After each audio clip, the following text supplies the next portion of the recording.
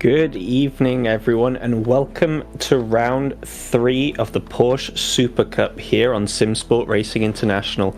Tonight we head to the bright colours of Paul Ricard, the perfect example of the blue and red of the track seen right in front of you. I am Patrick Prince tonight, and I am the only one going to be bringing you my voice on this stream, so I hope you guys can deal with it. That was meant to be the case on Tuesday, but I did have Daniel bail me out that time round. I don't think I will be so lucky, or you will be so lucky this time round, so I hope you can all deal with it for the 2 races of the Porsche Supercup this evening. For those of you unaware of how the Porsche Supercup works, we will have qualifying, which is probably started behind the scenes right now, and then we have a 20-minute race followed by a 30-minute race. So, plenty of action. And as for those of you who have been here previously watching the races for round 1 and 2, we have had plenty of action indeed in those events. The Porsche Supercup has not yet failed to deliver a brilliant race, and we gotta hope it's the same again. I really hope I haven't just jinxed it and it's going to be a boring one, which I guess sometimes you might expect with Paul Ricard, especially on a straight this long and a smaller grid, which is what does get brought up by the Porsche Supercup cars, because it's a car that's a little bit more difficult to drive. I think a lot of people decide not to take the challenge on, but those that do have been giving us some brilliant racing, so as I say, let's very much hope that that continues tonight. For those of you who are unaware of the layout of Paul Ricard, we do have a track map we can show you through this evening, so you can get your bearings on how the cars will be going around this track. So in Sector 1, across the start-finish line there, where it says Paul Ricard, you go into the left-hander of Verrières, down towards the chicane, and then out of St. Bernie, which I will be referring it to, into Sector 2, through L'École, and then onto the Minstrel Straight. We don't have the chicane at the midway section of that, so it's straight on down to Cygnus at the end of it, into Sector 3, where you got Busset, Bender, Village, Tours, and then the final corner of Virage du Pont. These cars, well, the Porsche GT3 is notoriously strong in sectors 1 and 3. I don't know if the Cup car is of similar ilk, but it would be interesting to figure that one out. At the end of the day, the Porsche GT3 does have the downside of it being one of the slow ones in a straight, but when you just drive the same car, everyone in the Super Cup car, there is no downside to the straight line speed because you're all in the same vehicle. So it'd be very interesting to see how that pans out. As you can see on screen now, we have just reached the end of qualifying, so those on their last laps will be aiming to try and improve. But right now we have our championship leader, Ben Crook, currently sat at the top with a 56.2, a full second quicker than our second place man, who's actually new to the league tonight, is Mr. Sem Schmetz. Or Schmetz or Smeets. I apologise if I get that wrong. I imagine it's like Schmetz, just because it's not British. So, apologies if I'm getting your name wrong, but he sits P2, a great introduction for him into this league here in second. And then second place in the league, Vincent Vilcek is sat in third. Now, unfortunately, it seems like Ben Crook is just miles quicker than everyone else. But besides that, if you do look at the times, there is a very small split between, second all the way down to sixth has a 10th in it, basically. So we could be seeing some brilliant battles tonight. And that is definitely the hope. And because of how this race, the event works with the 2 races, that qualifying, now it sets the grid for both races. So what you've seen just then, Ben Crook will be on pole for both the 20-minute and then the 30-minute race, regardless of the outcome of the 20-minute race. So it does imply that you really need to get your qualifying right, and if you don't, you can still have a great race, you can still do brilliantly, but then you've got to do it all again in the later one. You don't get the advantage of starting in the position, or disadvantage for that matter, of starting in the position you may finish that race one in.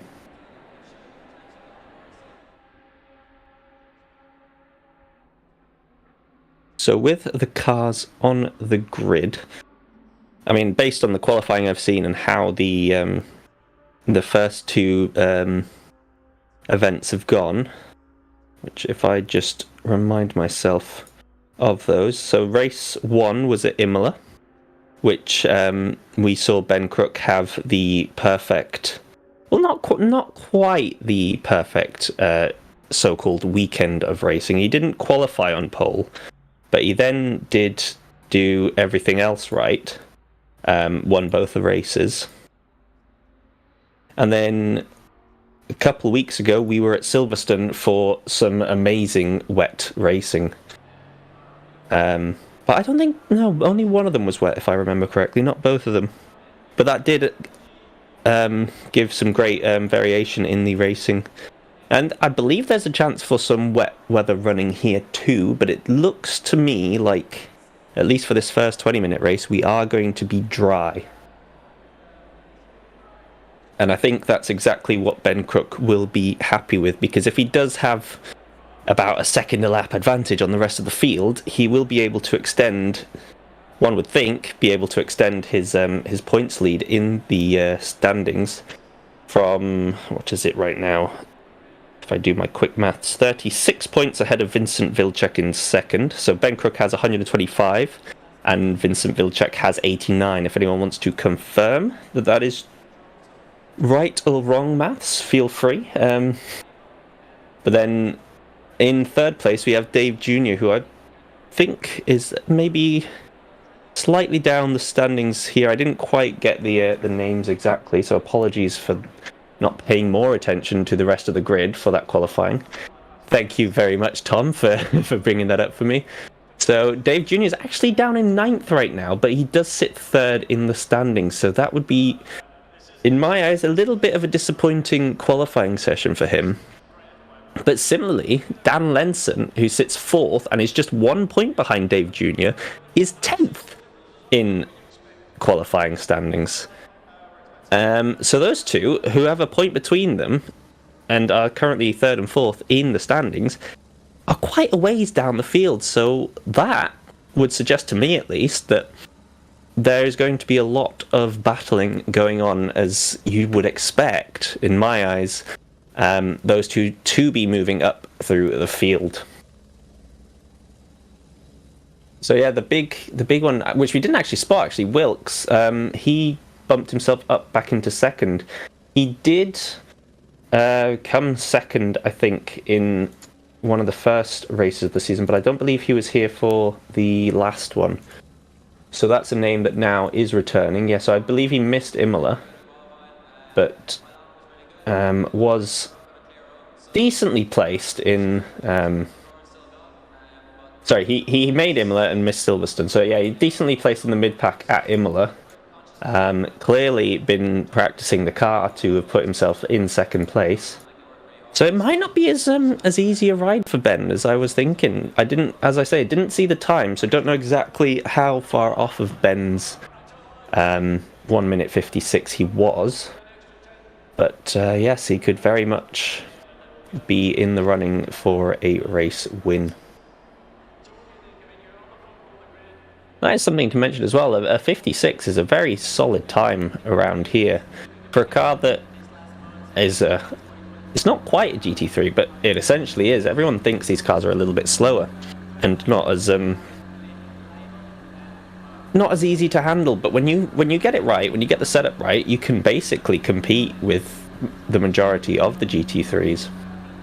And I think that also tells you it probably isn't that shoddy in a straight line.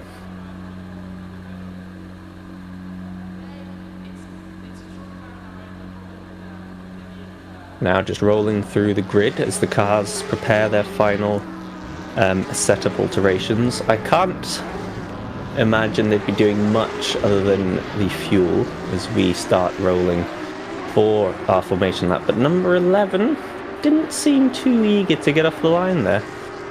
Maybe quickly just running off to the loop, but he at least clicked drive as, oh no, the orange, not quite sure who that was, but someone did not remember that these cars have no traction and just threw it in a little bit too eagerly.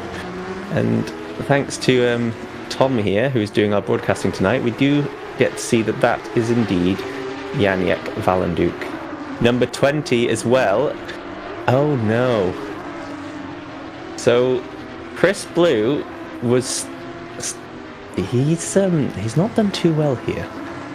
I think he wasn't at his rig when we started the formation lap, and in order to avoid getting teleported to pits, he elected to cut the first chicane of Verrier, and that's something I didn't actually realise. You can get drive-thrus on the formation lap.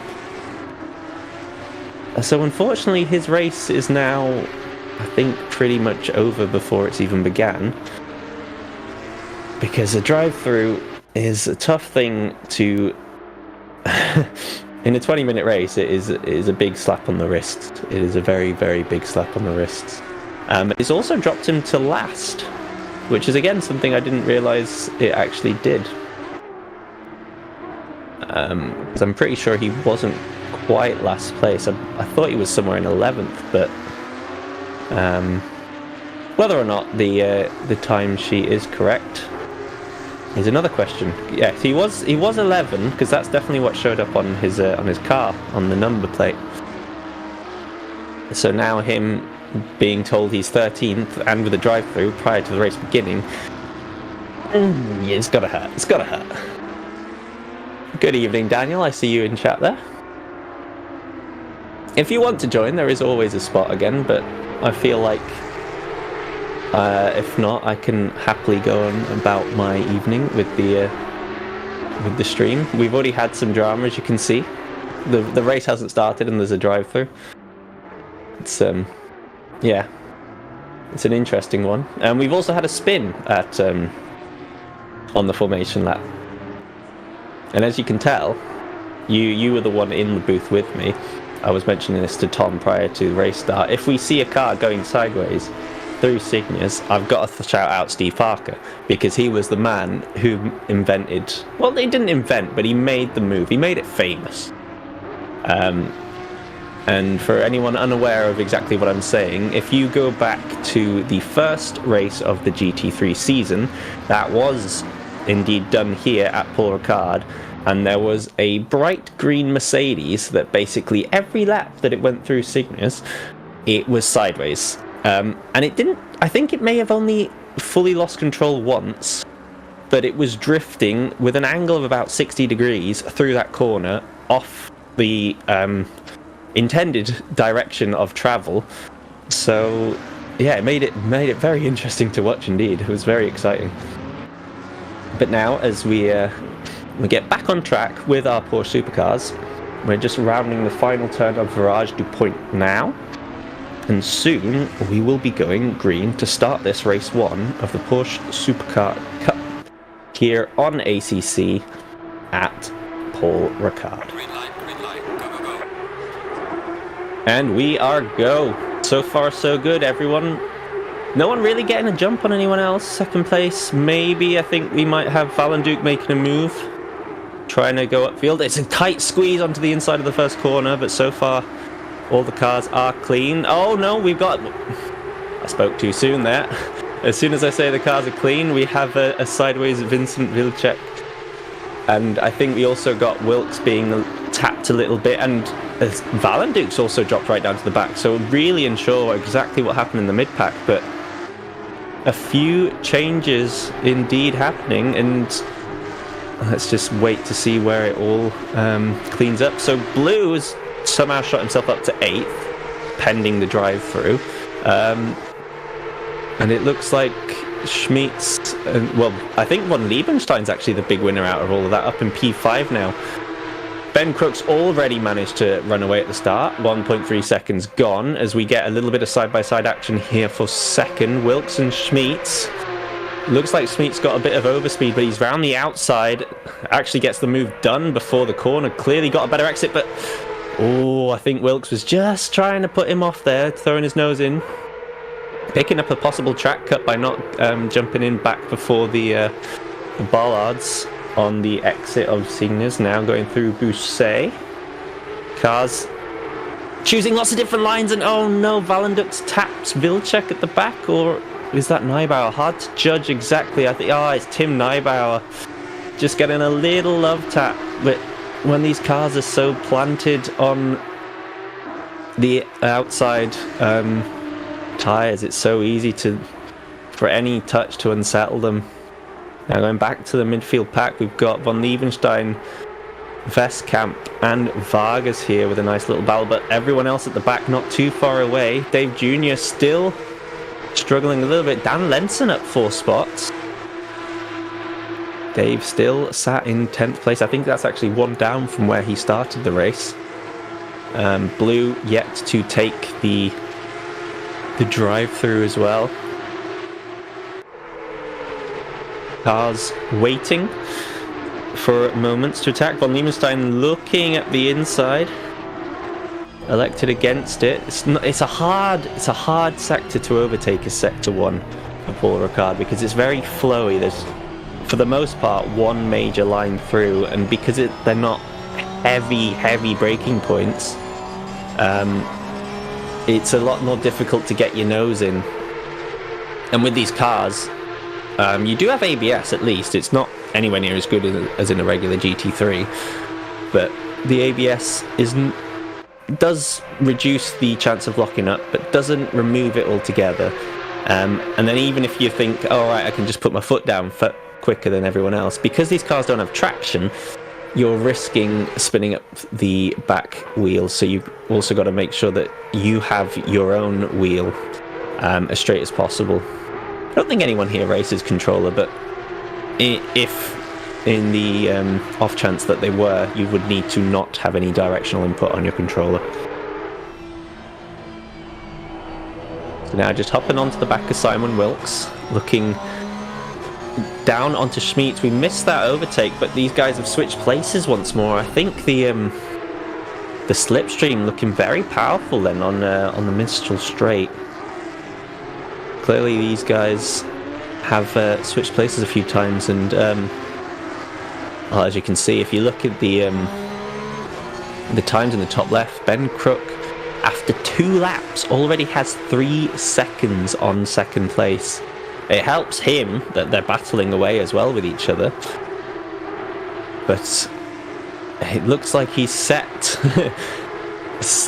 And definitely not trying to curse you here, Ben. If you watch this back, definitely not trying to curse you. You don't have to sweat about that. But no, as long as he keeps it steady, and he's shown that he's a very consistent driver. So at this current rate, he is on for a resounding race 1 victory here. It's a shame we can't implement reverse grids with these, because they'd cause a lot of mayhem, but they would make for some exciting racing as for a viewpoint. Now going back onto the second place battle, let's sit on board with Sam Schmeets as we see just how powerful this slipstream is. Look at the gap closing. They're only just going through the halfway point, and Jesus, you get such a speed boost as soon as you reach the near to the top speed. Yeah, I think this looks like he's not quite made the move stick this time around, though. He likes to stay wider. Simon giving him plenty of space on the inside, and they do manage to switch. And even though that was a little bit more aggressive from defense, as we see Wilkes getting very slidey just behind, actually drops him off quite massively. And speaking of slides, we hop on board now with Valenduc. Got a lot of pressure behind from, I think that's Tim Neubauer, was in 10th. I may have just dropped off a little, hard to see, because I'm pretty sure that's Tim right behind him. But I'll have to wait for the standings in the top left to show up, as now Von Liebenstein somehow got out of place. We was watching that battle, he was right in the middle of it. Now got Valenduc going over the back of him. Actually, that was Blue that we were just watching, because he's now having to come in to take this unfortunate drive through that he has picked up. And Valenduc does also make the move past von Liebenstein. Getting loose on the final corner has cost maybe 2 places from Liebenstein. I believe he was in 5th. But it's hard to know, because I think these positions are going to be traded and continue to be traded every time these guys get onto the Mistral Straight.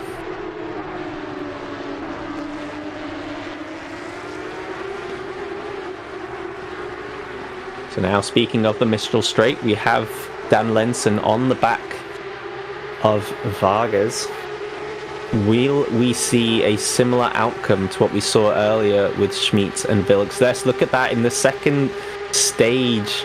You just see that second car get such an oomph. But again, similarly, as soon as they pull out of it, look how much that decreases, that overspeed. But well raced from the two of them. Vargas being very safe and giving the position up before the corner, but did get a bit of a slide on that brake just before. Signa's loosened him up a little, and now that's put Valenduc right onto the back of him. Valenduc, who did qualify quite well, but has since, after that lap 1 incident, now trying to fight his way back through. We have a bit of side-by-side action going on here now as well. Vargas just looking, I think maybe Lenson got a bit out of shape, but Vargas was up the inside, had to pull out of it, and that just opened the door for Valenduc to sneak on through.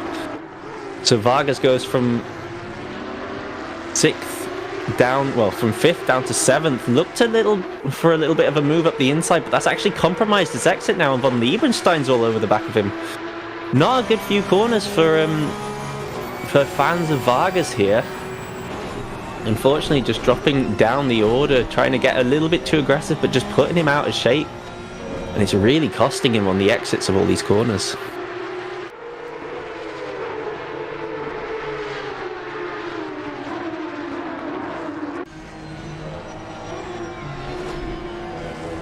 So now sitting on board with Valenduc, as I say, working his way back up through the field.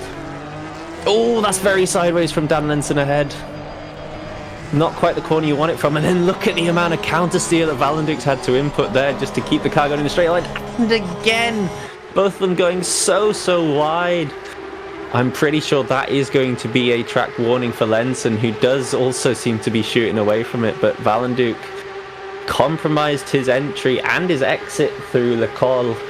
Now gives Vargas the run back on him, but doesn't defend the inside. However, as you can see, Vargas pulled out the slipstream early, and it's not going to do him any favours. Looks to actually have been running a bit more downforce, because he didn't have any speed. Oh, that gets very close there between Valenduc and Lenson. Almost got into the back of him twice. Really eager to go up the inside. A little twitch from Lenson just opens the door, and oh, beautifully done from Valenduc. Finds the gap, puts his car perfectly through. The perfect letterbox sent and delivered. Now moving back down to Dave Jr., as we were stating earlier on, he currently sits 3rd in the standings, but he is not having a good time around here. I'm unsure if his car looks to be a little damaged on the front there, which is definitely not going to help him, but down in 11th, lost another position. Not looking great for him, but I do believe he might be up in 10th again, because I'm pretty sure that is Neubauer right on his tail. Yes, okay, so may have been involved in an incident and now having to slowly work his way back up, trying to stick onto the back of Melot as well. So far, just working his way through, but if you look on the track map in the top right, you can see just how far they've dropped off the group ahead. So with 10 minutes of the race gone, 10 to go, it looks like he might just have to settle for, at best, 9th place, and then hope to improve in the second races. Now we move back onto Vargas, coming onto the Mistral Straight. Where else would they be when we see the slipstream, when we see the cars put the foot down and just cruise it as hard and as fast as you can right on the straight? As Yeah, I think it's very clear actually with Vargas that it takes him a lot longer to get the overspeed on the car ahead. Thinks about putting his nose in, but once again, it's a half-hearted attempt. Doesn't really want to go for it, giving a lot of respect to Lenson ahead, who actually ends up going very, very wide here, which might open the door now for Vargas. With that increased downforce, I think he might have the chance to take the move up on the inside, and yes, he does. Now that's 2 positions lost for Lenson through Busset. And unfortunately for Lenson, if you look right behind him, von Liebenstein's now looking very interested. The only problem I say for Vargas here is if he doesn't escape in Sector 1, he is going to be pulled right back into it, because it does very much appear like he is driving with a bit of extra downforce.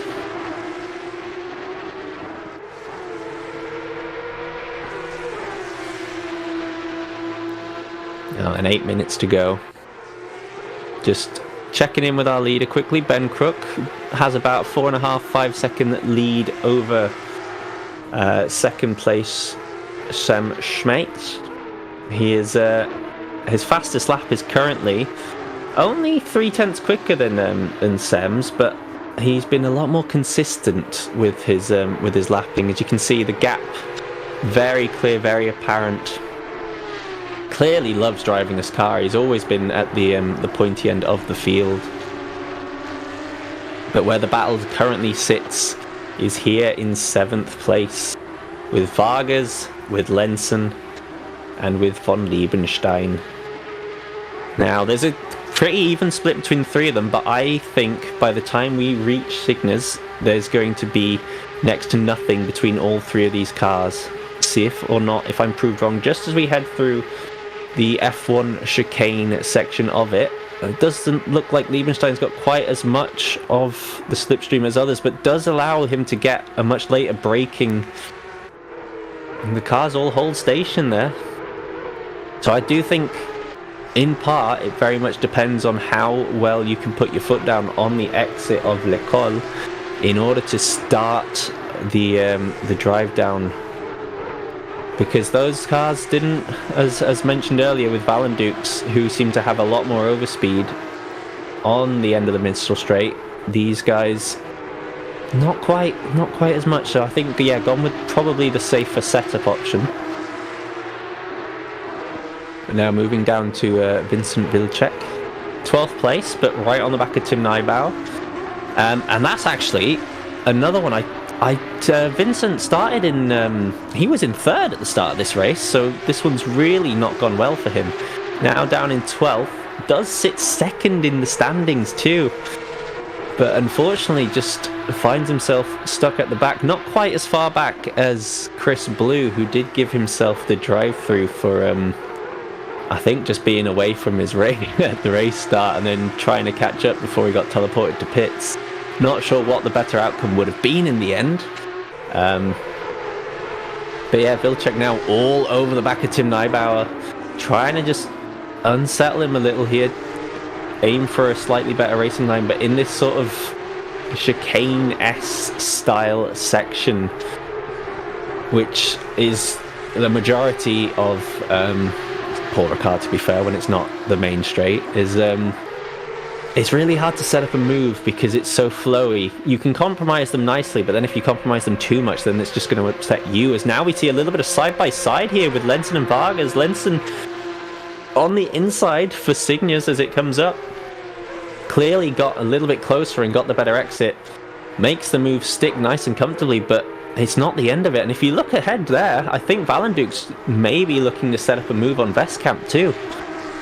He is. He's going up the inside. His favourite move here. Down inside of Busset. I think he's managed to make it done, but he's got a little bit deep. Might just leave the door open here for Vestkamp to look back up the inside, but Vestkamp gets a little bit too much curb on the inside of Bender, and Valenduc makes the move stick. A valiant race here so far from Valenduc. Did get involved in that incident which dropped him right off to the back, but now he left the door open, and look at Vestkamp, shoves his nose in. But I think once again a bit too much curb. Does he have the grunt down the straight though? That's a lot closer than I expected. I was thinking Vestkamp would just be blitzed, putting the throttle down, but did manage to get his car straightened up much quicker. And unless we see Veskamp go for another dive, which, they got a little bit close for comfort there. I think Valenduc's just trying to set up his ideal lines, and there the exit just opened up the corner a little bit more, and I think that's probably going to do it for Valenduc in 4th spot. Possibly just a little bit too far off the back of Simon Wilkes. I keep getting that wrong. When you've got so many people such as Veskamp, which you say the W as a V, it's so easy to, even with a British name, Simon Wilkes, just to have that still in your head. Apologies, Simon, if you watch this back. But yes, with 3 minutes and 15 seconds to go, that is Janiek's next target. The question is, will he be able to reduce a 3.5 second gap in 3.5 minutes? Never mind that. Look at the speed from Veskamp here going into Cygnus. Just flies right on past Valenduc. Valenduc getting a little bit twitchy in the dirty air as well. Don't know if the flash is out of... I'm not quite sure what that one's for. Maybe it's a, well played, great move, or... not sure what, but I didn't see anything wrong with it, as Melot's getting a little bit cheeky with Junior. Junior has clearly made the position ahead, but a big slide, and another one just puts him out of line for Busset, and I think that got very, very close indeed. Still side by side. Looks like, hello, sorry, we've got 2 battles going on here. Veskamp now taken again, but once again looking up the inside. That time a little bit too much curb, but as you can see, Dave Jr. and Melot are still not finished here. Side by side, Dave's going to try and hang it around the outside to then dive into the final corner on the apex line. Does get it, doesn't allow the switchback either, but I think Melot's here got his foot down earlier and doesn't also have the inside for turn 1, so probably will end up making the move stick there. But now Dave looking at possibly shoving his nose up the inside in turn 1 here. Not really the breaking point that you have the opportunity for, but as you can see, this battling has just brought Vincent Vilcek right into the clutches of these guys, and with 1:34 to go, I don't think we're quite done here.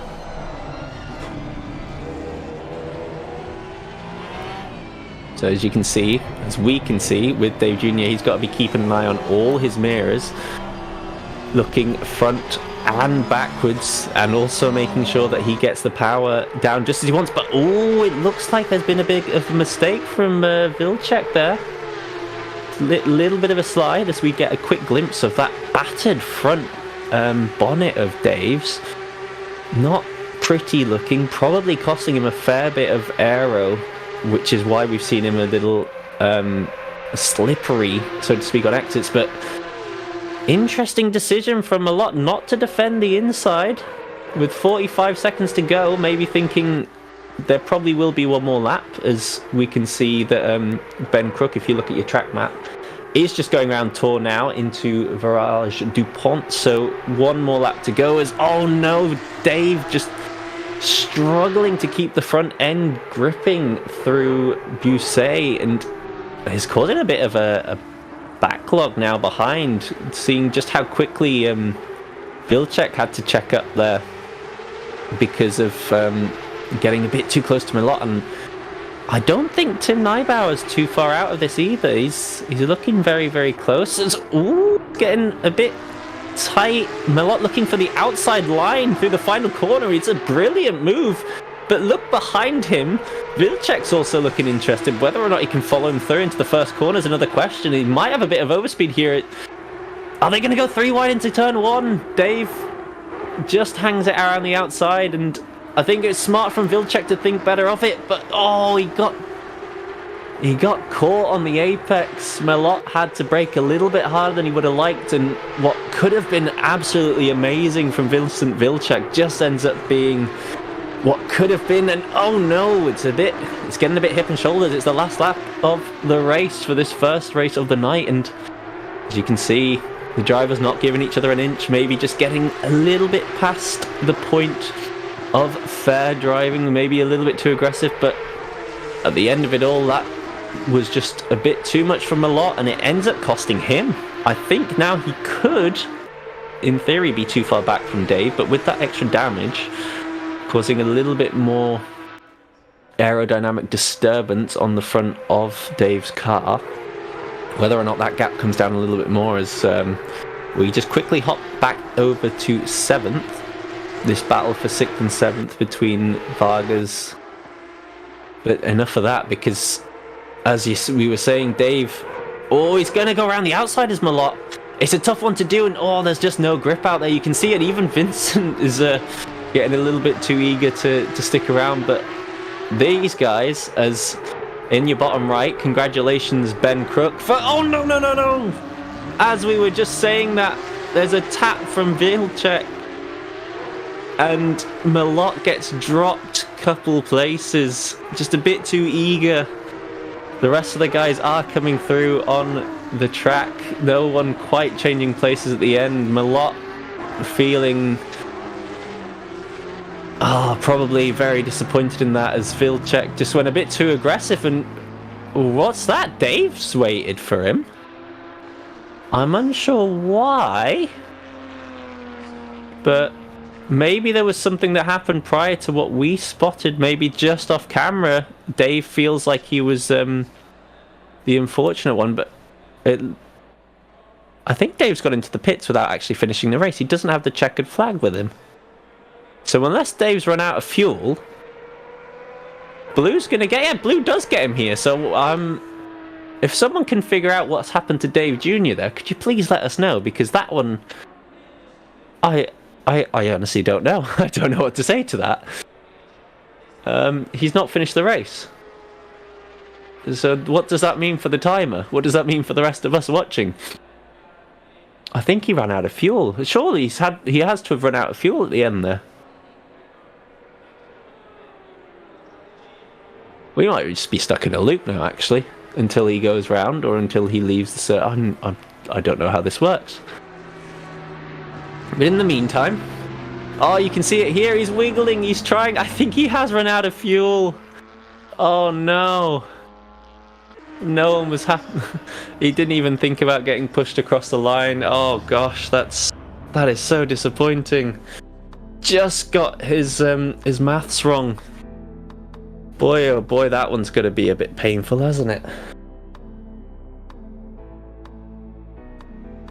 Oh. I mean, I guess on the fortunate side, he was only battling for, was it 8th and 9th rather than, was Vilcek's 9th, yeah. So he was battling for 9th place, so it's not as much of a painful one as if he was, fighting further upfield. But just as all that was going on, let's just run you through the standings of that race one. So Ben Crook ends up comfortably running away with that first one and extending his lead as things stand in the championship.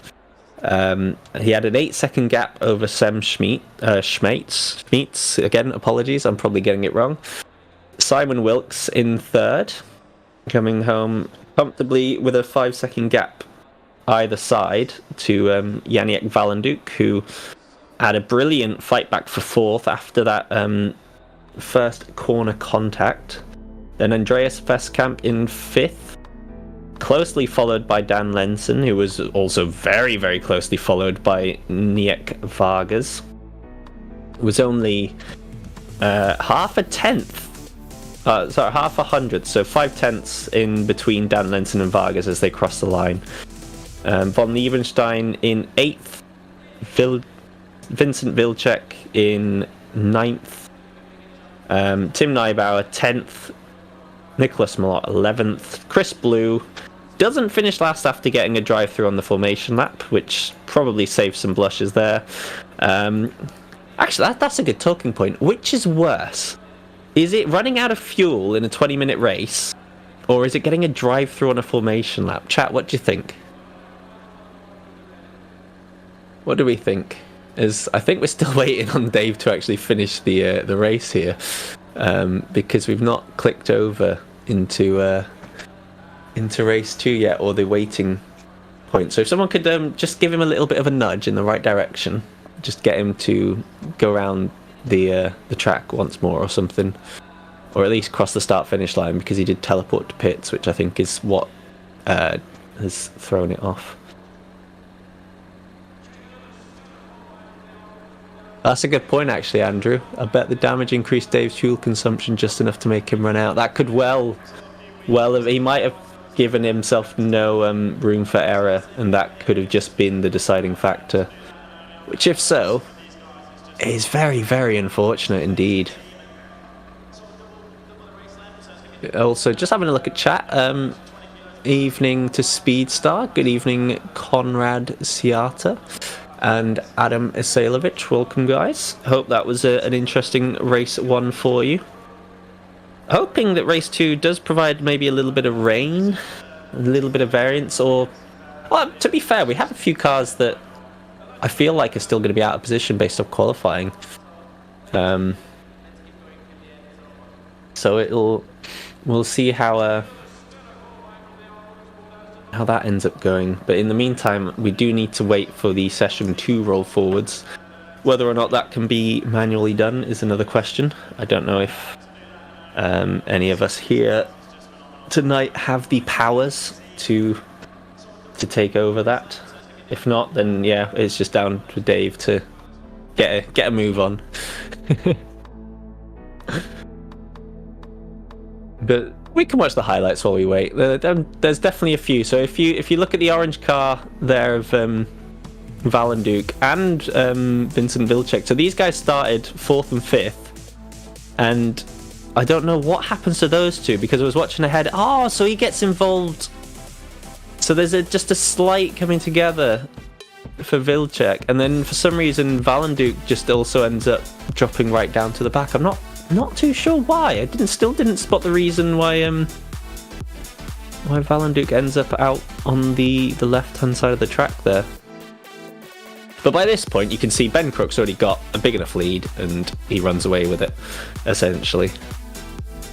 We did have a good battle for second for the first few laps as well, until I think Sam just managed to run away with it a little, just get enough of a gap to take Simon out of the slipstream. Perfect example of one of the many moves that these guys had with each other.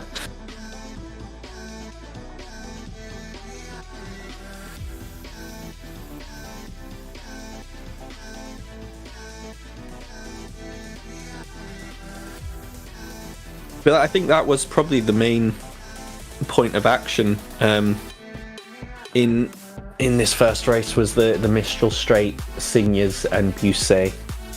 That trio of corners. You may be right there as well, Andrew. I think maybe Yannick did feel sorry and wait for Vincent, which is a very noble thing for him to do. Good sportsmanship there shown, if that indeed was the case. Because to do something like that on, I mean, just after the first 2 corners going through Verrières, it's a tough thing to do as well when you've got so many cars close by you. So yeah, very, very good sportsmanship thrown, or shown, even if that indeed was the case. And a great, as we've been saying, a great fight back to 4th. So if he can avoid any contact early on, or decides to not be quite as noble in this race too, we may see him fighting for the podium spots, which I'm sure he'd love to do. And to be honest, I do think he's got the speed for it. And here's one of his great moves. I think that's up the inside of von Liebenstein. Just Liebenstein getting a little bit out. Well, actually, it's one of Vargas or Liebenstein. What's the number? Is it the 111, 111, or was it 11? I think it's the 111, which would be Vargas. Those three had a great battle for ages as well. Dan Lenson holding him up on the inside, but I think this was Valenduc's favourite position to go up for the move. Up the inside, just had that much more confidence in the car going for Busset. Maybe just running a bit more downforce, which makes him far more comfortable on to push the car. But that tighter line proved to be just very, very effective.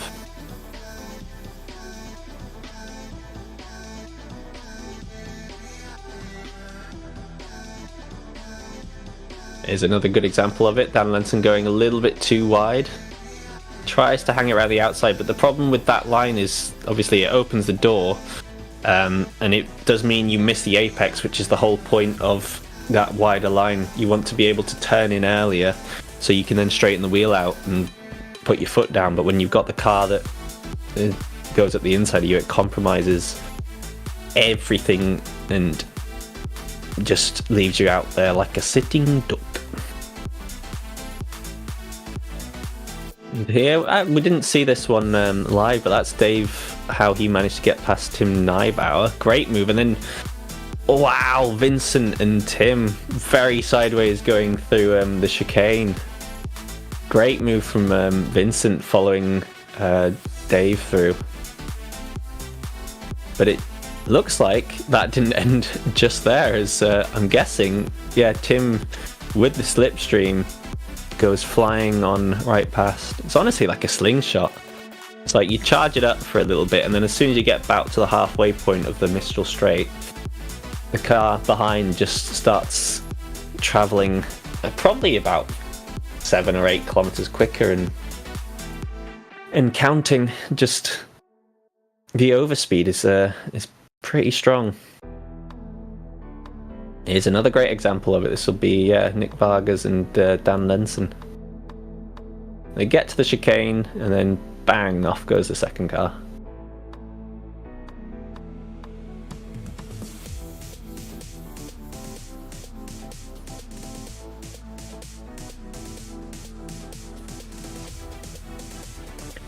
Oh, I believe Daniel Higgins is in the voice with me. I didn't even realise. Hello. Are you there, Dan? I've just been patiently watching the first race. Honestly, it was such a whirlwind. You were doing such a fantastic job casting. I just didn't want to interrupt you. But good evening. Good evening. Sorry, I didn't realise you were actually sat in the call waiting for the introduction. But happy to have you here for race 2. It's a bit longer, so I can give myself a little bit of a rest. Yeah, I thought I'd just sit here just in case you needed a bit of a drink of water after all of that. That was a lot of talking and a lot of action in the first race. So hopefully we'll get just as much in race 2. As they line up on the grid with just a minute to go, looks like we've managed to get our way.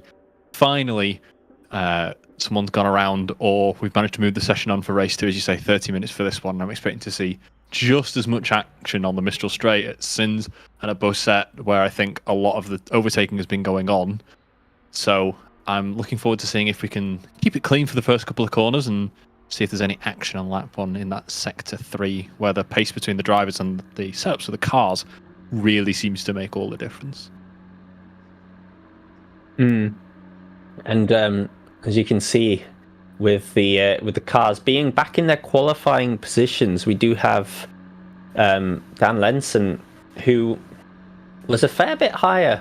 I think he finished 7th at the end of race 1, so he's back down in 10th. He's what you would consider out of position. Someone's not clicked drive. Dave, not again. Dave is just not having a good night. Not at all. After running out of fuel, he's now forgotten to click drive, and so he's been teleported to the pits. Oh no.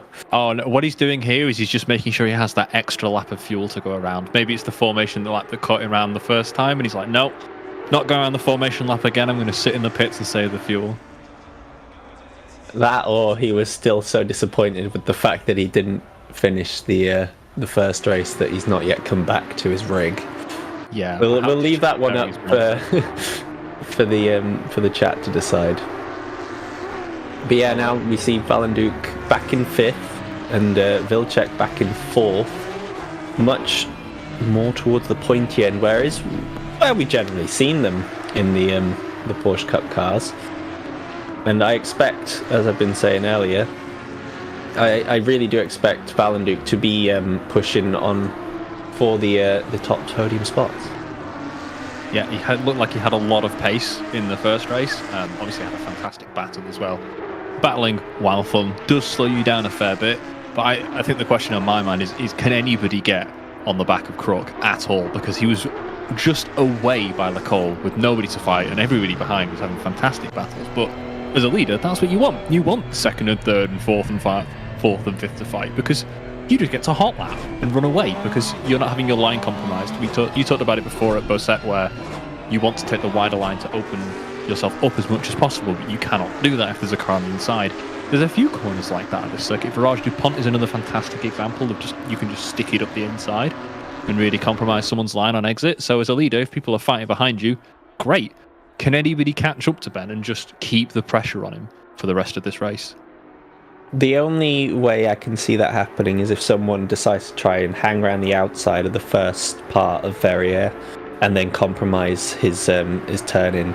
If they don't manage to do that, he's gone. I'm pretty sure that'll be him just running off into the distance again, carrying that first place trophy with him. Yeah, his pace was just unbelievable last race. So, yeah, they're going to have to try and make something happen quickly, and hopefully cleanly, of course. But even if you can try and hang on to the back of him all the way up to Licol, maybe we can see that slingshot on the Mistral Straight being used to just hang on to the back. Maybe not make a move immediately, but if you can get alongside, compromise his lines in any way, shape or form, just force him to not take his ideal hot lap line, or he's going to run away from you at half a second a lap. At the very least, if you can hang on to the back of him for the first lap or two, chances are you're being pulled away from everyone else behind. So that would also be brilliant if you're looking to at least, cement a strong finishing position and just get away. And one thing I will say is, I think the only self-induced spin that we actually saw in that race one was on the formation lap. I don't believe anyone actually lost the rear on their own. These guys all quickly getting to grips with the cars. I would say the formation lap is unironically probably the easiest place to lose these cars. I think we've mentioned before, these do not have traction control. They will not save you for a spin on their own. They also don't have tyre warmers. So the formation lap is when your tyres are going to be the coolest and you have no traction control. So again, leaning back into the point before, you were saying try and stay on the back of him. Perhaps when you've got a bit more confidence, Ben doesn't look quite as massively gapped. He just kind of gets up to the speed in that car instantly. Like there's just no tyre warm up for him at all. But it looks like we're lining up to go racing yet again, 30 minutes. And we're going to see if anybody can try and get around the outside of Ben into turn one. Maybe Simon Wilkes or Smeets can get somewhere near him as we're going over the line. The lights are going to go green any second. And there we are, lights out and away we go into turn one. No one looks like they've got an easy run just yet. Blue's got another drive-through. Oh, he looks like he's jumped the start. He's not having a great time, but it does look like Wilkes managed to get alongside Ben. He's braked really late and he's around and takes the inside for turn two, but Ben's got more grip around the outside, and there you go, he's gone. That might be it already. He's managed to get a better run out, and that is a long run down into Lecole and into Saint-Omer, and we're going to see it. Can anybody try and get around the outside of him? There's just narrowly avoided contact between Valenduc and Vilcek. Oh, we got a slide here. Someone off the side. I don't know who that is, and it looks like it's all tiny around sector one. Oh, I said that's a little bit of hip and shoulder. There's a lot of hip and shoulder going on, but yeah, so far so good. As you said, Ben just kept his foot down around the outside. Knew he had all the runoff to deal with at the exit of Verrier, and I think, as you say, that's it. He's done. But now moving on down the field, where more of the action will be coming from. Valenduc on the back of Smeets. We saw Smeets on the back of Wilkes last time round, but rather than doing the attacking at the start of this race too, he's having to do a little bit of defending. Not quite enough, as we got a couple 2x2s further down. There goes the inside cone, completely smashed away. We've got a...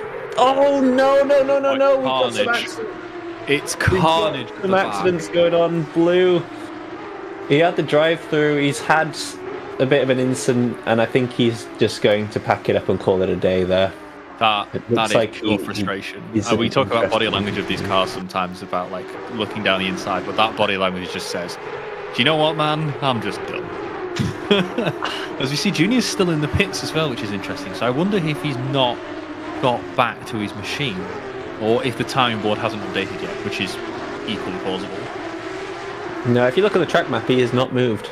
So yeah, Dave and Chris have not really had days to remember here at Paul Ricard. I think that's one that they're just going to forget about and move on swiftly.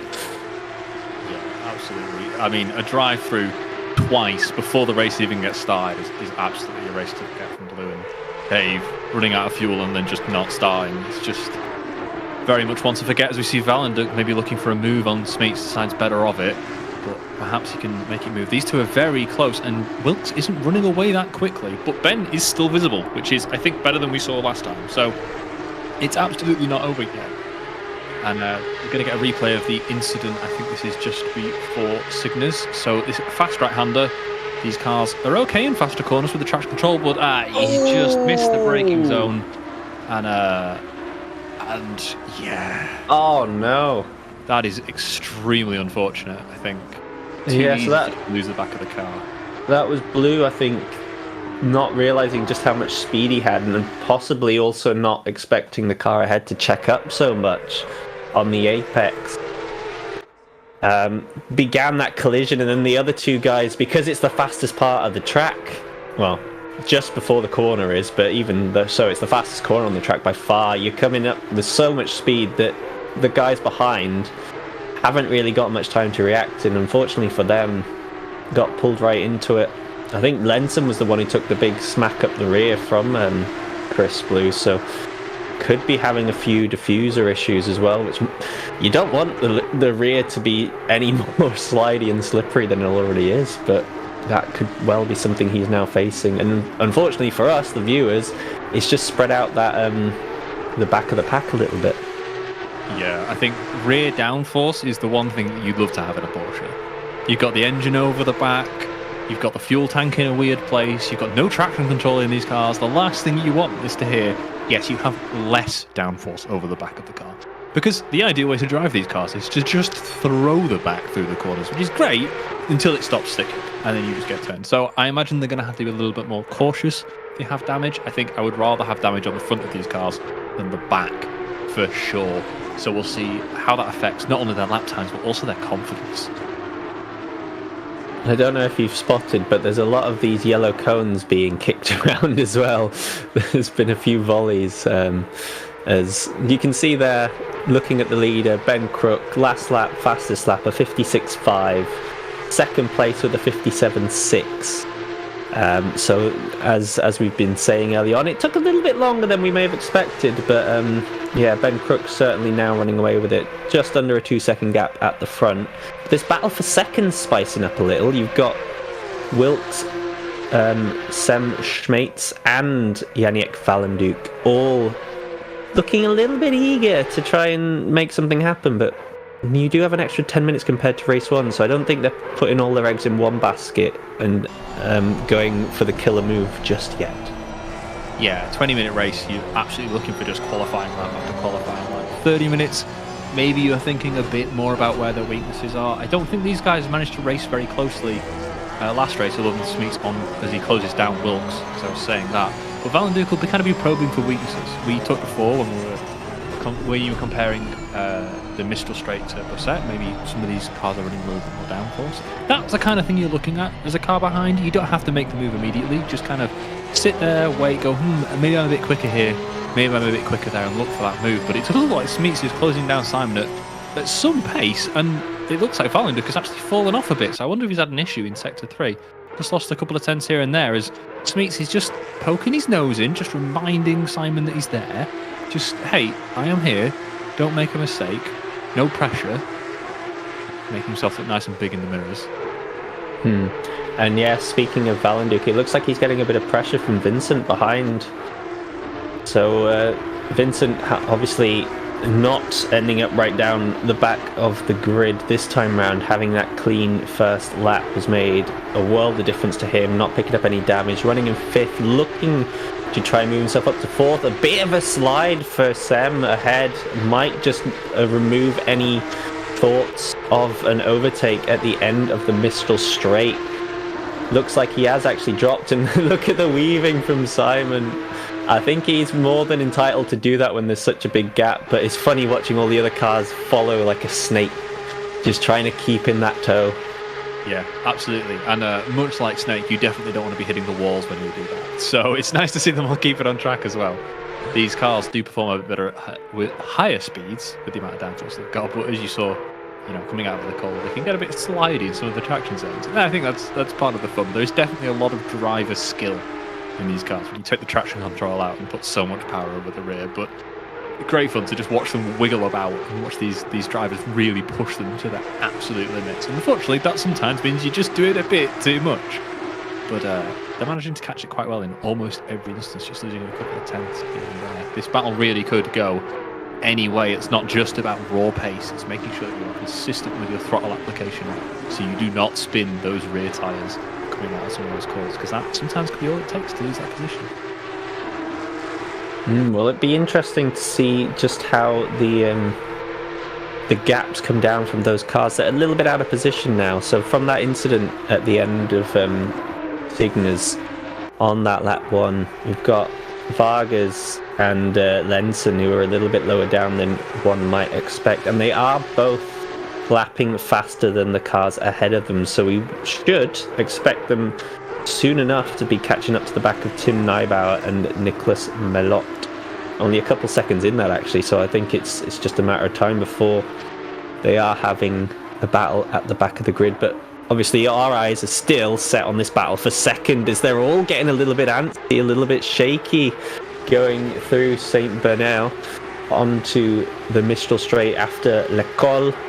A little bit closer, all three of these. I think they've just dropped Vincent slightly. Will we see a move from Sem? Here we go for the wiggling again. You love to see it. I think it's going to have to stop soon, though, as Smeets is closing that distance, that slingshot coming into full effect. And are we going to see a move into Cygnus? They are side. Are we going to get three wide? Valentine looking at the outside as well. Decides better of it. Smeets goes for the switch back, and there's a big slide from Simon Wilkes. Valentine takes advantage and just runs in. But yeah, as we said, it just takes one mistake and you're losing a couple of places. But it absolutely is not over for Simon. He's looking to try and come back in both sets. Can he get onto the inside line, Valentine? Oh, he can! He is side by side, a little bit argy-bargy, but it's all fair in love and racing. And it looks like Valentine's going to try and do the same back again. Side by side. Up again. Hitting the rear quarter like that. Simon has to take evasive action. Manages to get back onto the track without any issues, and Vilcek's looking now as well. Vilcek around the outside of Simon has got way more speed into the back. Oh, he's had a slide though. What a couple of corners! Amazing stuff. Simon looking to the inside yet again, doesn't get it. I think I might be able to breathe now. Hard racing, but I guess you give what you get from Janiek and Simon there. Both of them not giving each other an inch. The big winner in all of that, obviously, is Sam Schmeitz. He's just got now a second about a second and a half breather between the three. And speaking of those guys at the back, look at this. We have indeed got that compression of the four different drivers. Tim Neibauer all over the back of Melot, who might be carrying a bit of damage, not really lapping that well. A 59.1 for him compared to a 58.7, a 57.9 and a 57.7 from the drivers behind. So currently very much the cork in the bottle. And as they round through Saint Bernard over towards Le Col and then onto the Mistral Straight, I think there's a good chance that Melot could just be a sitting duck here. Yeah, I think so. I think that it's going to be really hard for him to defend this position, but there's always a chance of a mistake on the outside into Cygnus. We've just seen it the lap before. And the other question is, if they can get free of this pack, can they get on the pack up ahead? I think we're starting to get kind of three distinct groups of cars now. As you see, it looks like the overtake's done moving before the corner. And now Lenson's having a go as well. She manages to hold on the side, but just the one place lost this lap, but it was a bit wiggly. That was very across the side of the track, but yeah, all done. Looks like we're breaking into kind of three groups. There's this fight here, which is still going on side by side through Bassets and into Bender. Look at the difference Tim's got now that he's just broken away from these guys as they're properly going at it. Melot being very, very aggressive on the defence, and to be fair, it's the only thing he can do. He is currently the slowest driver out on the track, and if he doesn't hold these guys up behind him, then they're gone, essentially, if he is actually carrying the damage that we might think so. So yeah, he's got to do all he can to keep these guys behind.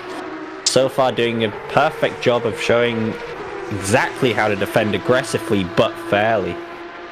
Yeah, it was a brilliant job. Really good respect shown by all drivers, which we of course love to see. side by side. You say hard, pushing them towards the edge of the circuit. It's not like there's a big gravel trap there, so it's not quite as scary as it might be at some other circuits. Oh, we got a car sideways. It looks like he's lost it. I think that might be Malott. It is. Oh, just singing his praises and he's gone. Poor guy. It's something to do with that rear aero that we were just talking about. I'm almost certain that was not a mistake that he would have made in a fully fixed car. That is a proper tragedy, but now we're going to see these packs kind of stretch out. I think you have this kind of Lenson, Nielbauer, Vargas pack, and then kind of from Lenson a bit wide. From Liebenstein up is another one, and then Ben, of course, on his own, just hot lapping like a good corner ahead of everybody else. Well, yeah, that gap at the top is already 4.5 seconds now. This gap at the back, though, is barely a tenth, if that, as they go side by side now, heading towards Signa's. Still side by side. Vargas going around the outside, keeping it on track, but now Lenson has the inside for the next corner. The move may have been done, but little bit of understeer from Lenson there. Can't quite hang it up the inside like he would have liked. Now Vargas gets the move, and these two, as they were before, catching up to the back of Malott, now want to be trying to reel in Tim Neibauer again. Maybe don't want to be fighting too much, just so they can help each other move further upfield rather than battling at the back here and essentially confining themselves to a best finish of 9th. Yeah, I'm just watching Lenson take those curves. That does not look like the driving of someone that's quite happy to sit behind and play patient. That looks like someone looking for a move. You can see the aggression in his steering wheel on board, and there you go. Yeah. He could not be any closer behind, eating all of the curb again, pushing those track limits, using every centimetre to try and find some extra pace. He's not going to be sitting back and just letting Vargas pull him up. He's looking for a move. It's not the only battle going on track either. We've got less than a second between Valenduc and Vilcek still, and then we've also got 6/10 between Simon Wilkes and Samuel von Liebenstein. So few battles here. As speaking of the latter, we get onto the Mistral Straight, onto the slingshot arena, so to speak. And will this yellow car be flung out ahead of the very pretty pink and white Porsche in front? Not quite. Didn't have the overspeed. Both of them just about. Wait. I think we've had some technical issues there, because von Liebenstein went to space, came back, and then ate a wall. He just, it's a really easy mistake to make. Paul Ricard is right near an airport, and it is very easy to think you're playing Flight Simulator.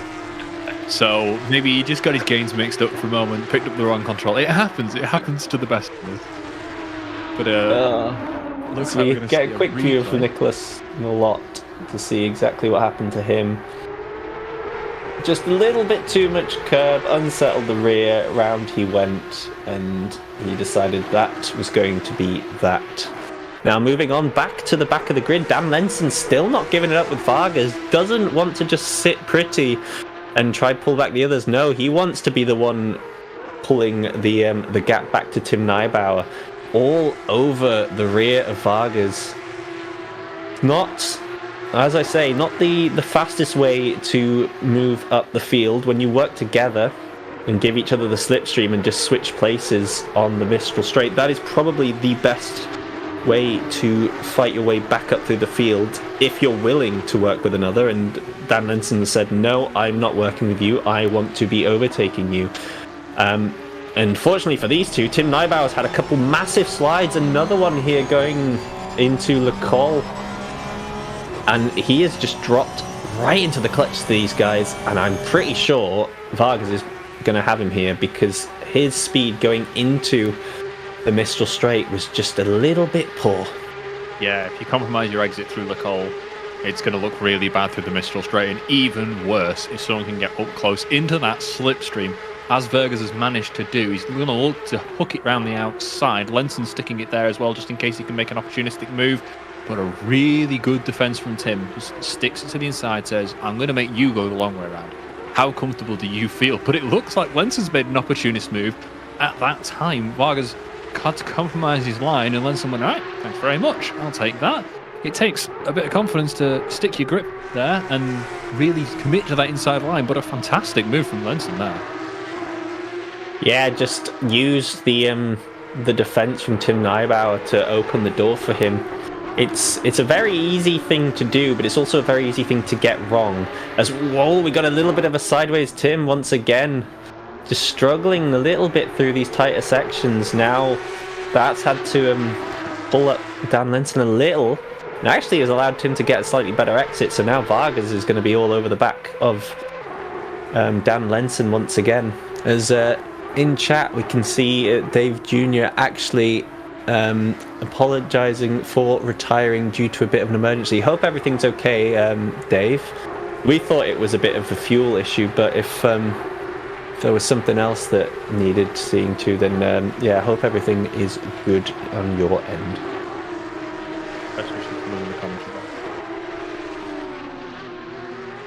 I wonder, looking at this fight and watching these slides from Tim, how much tyre deck is starting to play a role late in this race. Because if you start sliding, you're going to start flat spotting those tyres. You're going to start adding a bit of grain, and it just gets worse and worse and worse.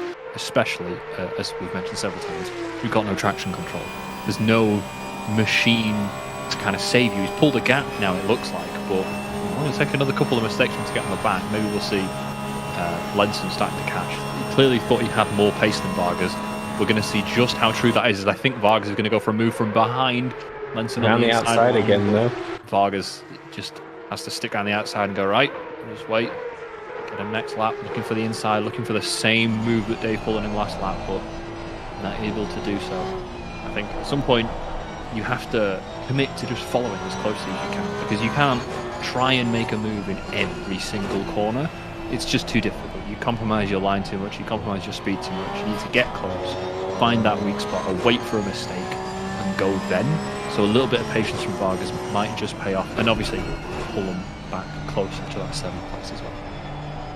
That's what we were saying when it came to Dan Lenson, and then he was just like, nope, I'm just going to be aggressive on every corner until it eventually works out. So I think what these guys are looking at, if you do have a quick look at the track map now, because of the amount of battling that has been going on between these three, they are 10.5 seconds off of 6th place with just under 10 minutes to go now. I think they're residing to the fact that their best finish, bar any unfortunate circumstances happening to the drivers ahead, is going to be for 7th place. So you might as well give it all you've got for the last 10 minutes. Yeah, absolutely. The sim racer motto of just send it is absolutely applying to all of them. I think the strategy in our heads from the commentary box is very easy to talk about, but when you're behind the wheel, I know personally, if I see someone in front of me and I think that I've got the pace on them, I'm probably going to go for the move 9 times out of 10. I'm going to try, at least. And I think that racer mentality, great fun to watch, awesome fun to watch. And yeah, it may just be the case that they're like, I just want to have some fun. Probably terrible if you're a team manager, but for everyone else, yeah, it's great. Yeah, awful if you're a team manager, but we're seeing side by side again Lenson. I think he just thought he had the pace on Vargas, and he looks like he's proving it now. He's on the back of Tim. Tim holding the inside line yet again. That definitely seems to be the way to go, but then you do get a better run from taking the wide line into both set, and then you can try and take the tight line here. But he looks like he's just a bit too far back, and he's falling into the grass with Vargas. He's taken the hot lap line, trying to keep himself as close behind as possible. These two fight again. He wants to be exactly where Lenson wants to get past him. He wants to be in that position where you can capitalise on a mistake. You do not want to fall too far behind whatever happens. Lenson clearly thinks he has the pace on Vargas. He apparently thinks he has the pace on Tim as well, but he's got to get past to prove that. It's one thing to pass to catch up to another car. It is yet another one to pass. Now, I think the problem that everyone behind, well, Dan Lenson and then Vargas having here behind Tim Neubauer is that there's two of them behind trying to make a move or making a move on each other. And especially at the point where the cars all seem to come together, which is Cygnus, it's a corner that isn't the easiest for overtaking. So what you realistically want to do is you want on Cygnus, if you're the car behind and trying to make a move and they're holding the defensive line as far right as possible, you're happy for them to do that. You want to then brake a little earlier and come back onto the racing line to then give yourself the apex line to carry the speed, get up the inside, and then take it on the inside of Busset. The problem they have is because there's another car behind, they also have to think about that, so they can't brake as early as they'd like to then get the switchback, which is then ending up just compromising their line altogether, and then allows the driver ahead, Tim in this case, to get away. And then it seems to just be that rinse, repeat currently. I think this time round, though, because they have such a gap, Dan Lenson may be able to do it. Let's see now, going through, as he managed to get enough speed. Indeed he has. He's proving my point perfectly. If he does manage to make the move stick, he's at least got it side by side. And if he can get the move completed through Busset, he can. Now just has to defend the inside to Bender. And then I think we might see Dan Lenson run away with this. Absolutely. It feels good when you get it perfectly. Yeah. Absolutely textbook. You sat there and you went, this is the ideal thing that I need to happen. And Lenson just went, okay, I hear you, I see you. Let me do exactly that. Absolutely pixel perfect. I think Neil Bauer has been really pushing this Porsche. When we saw those onboards in turn 1, I mentioned before, maybe the tyres are going, but you can see him just dragging it in. There you go, big slide. Just as I say it, you might be the prophet of good moves, but it sounds like I'm the prophet of bad ones. Bit of a caster curse on him there, unfortunately. And now we're going to see Vargas looking for a move because he's had his exit compromised.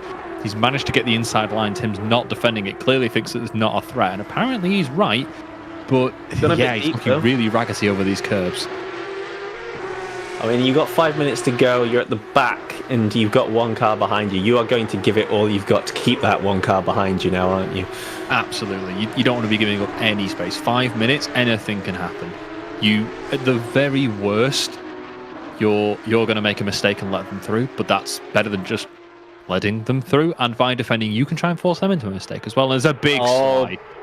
Yeah, I think you are spot on with the fact that his tyres are toast, because he is not keeping Vargas behind him on this straight legally. Vargas will have the move done prior to them reaching Cygnus, is my thoughts, but then again, it just depends on how much rear wing that he's holding.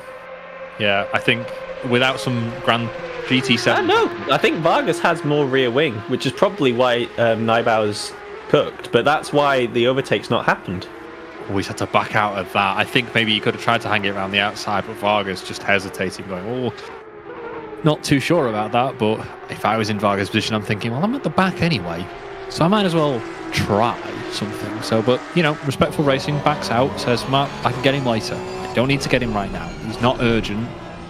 He's just sticking his nose at the inside, making sure that Tim knows he's there. I said this earlier, that like I think one of the scariest things if you've got a car behind is when they start wiggling around behind you. Like, am I going to dive? Am I not going to dive?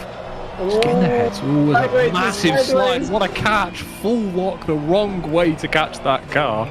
Traction control allowing him to do a bit of a drift. Last time we were here, we saw some impressive drifting through Cygnus, but apparently now we're seeing it through Virage DuPont as well. Yeah, that's not exactly the fastest way to go through. That was a full-on turn right to go left move from Tim Neubauer. Does look pretty, but gotta say, it's not the most comfortable thing to be doing in the car, especially when you've got another car breathing down your neck. The problem that Vargas has, though, is he's set himself up clearly for sectors 1 and 3. He's running that extra downforce to keep the car planted. The problem he has is Tim Neubauer's not done that, but is putting his car in all the right places in sectors 1 and 3, which is not allowing Vargas to make the overtake where his car is stronger.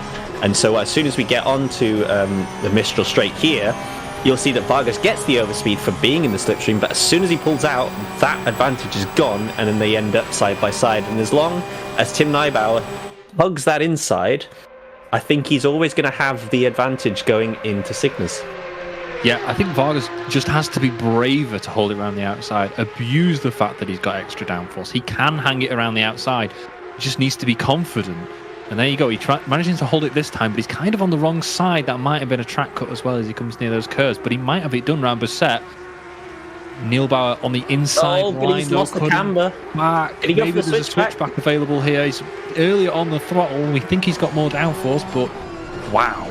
Some fantastic racing from Neil Bauer to just say, I'm just going to stick it here, hold it here.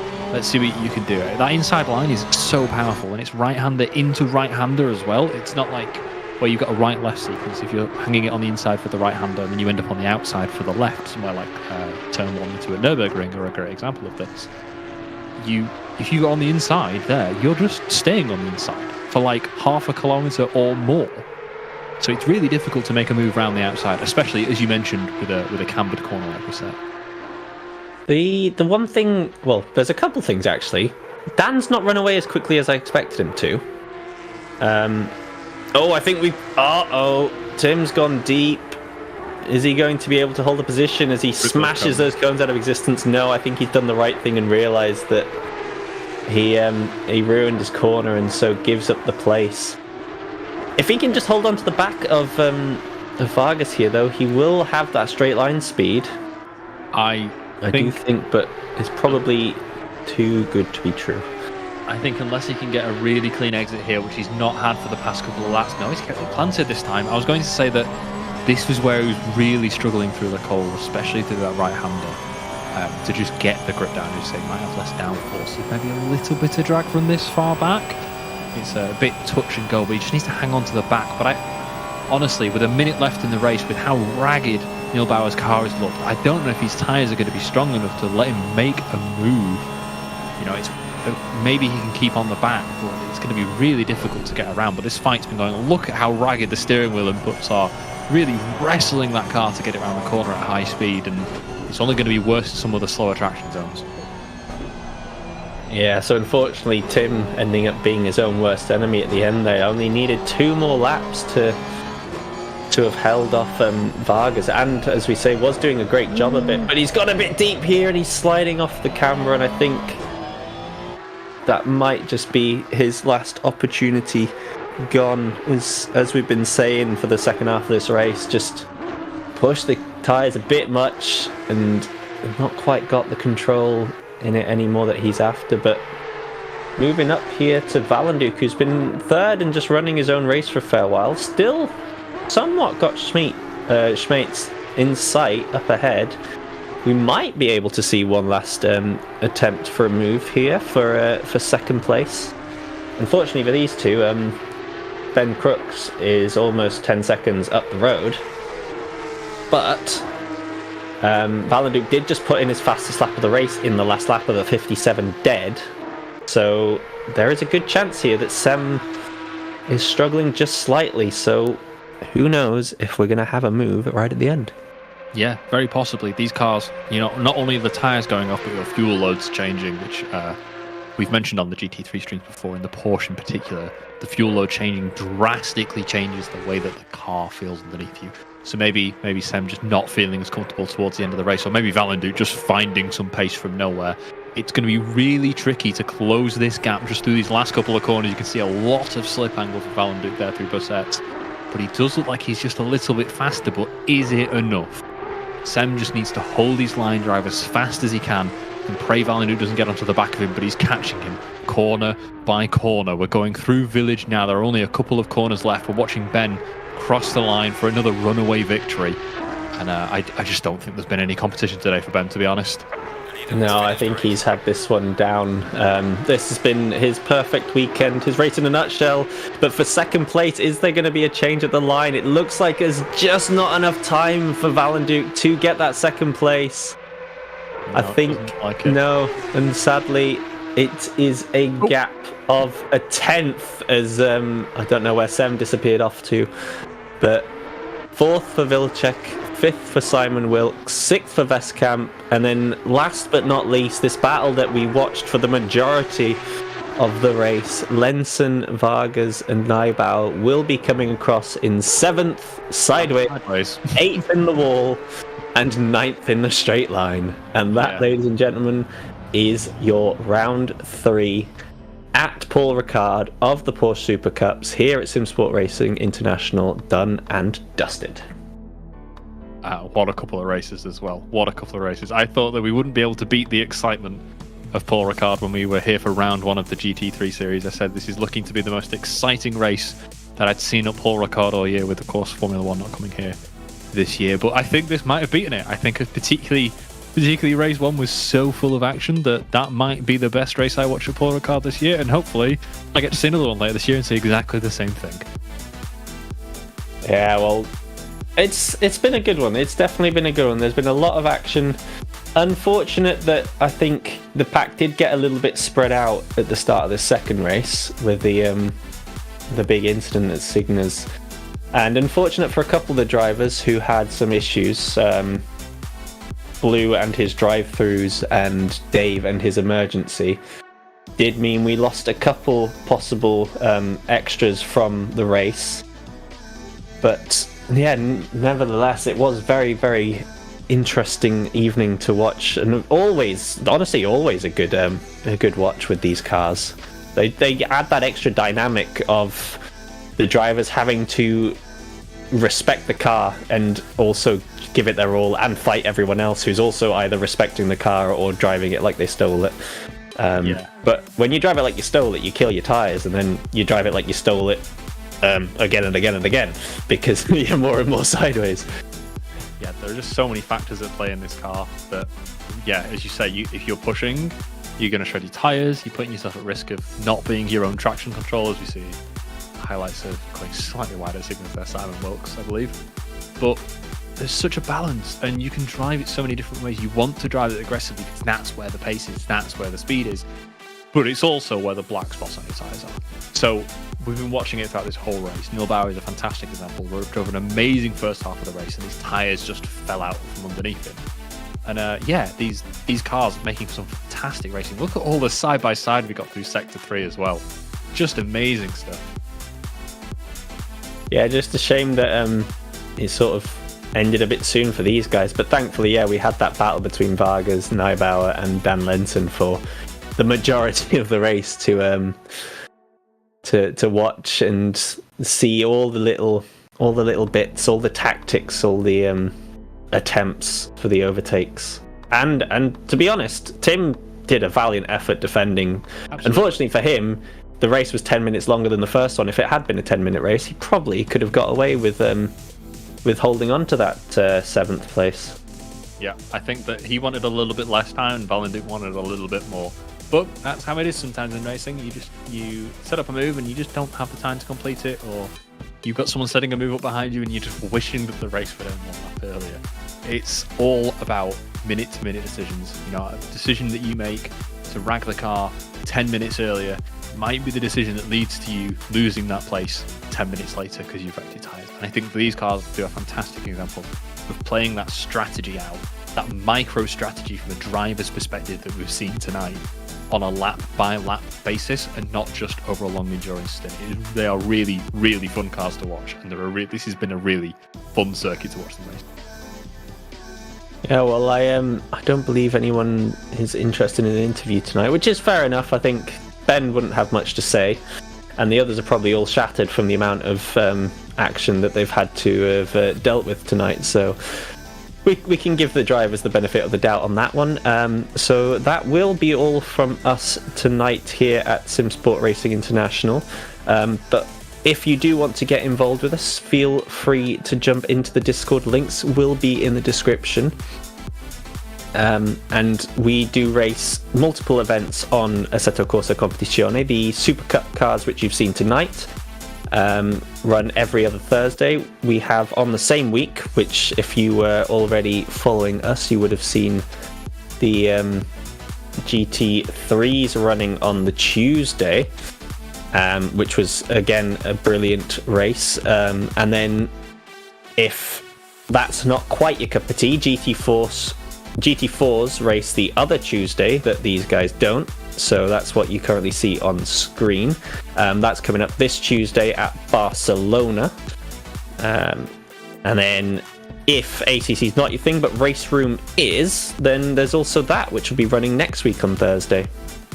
So plenty of options available to you. Sorry, Tom, for running through a bit quickly.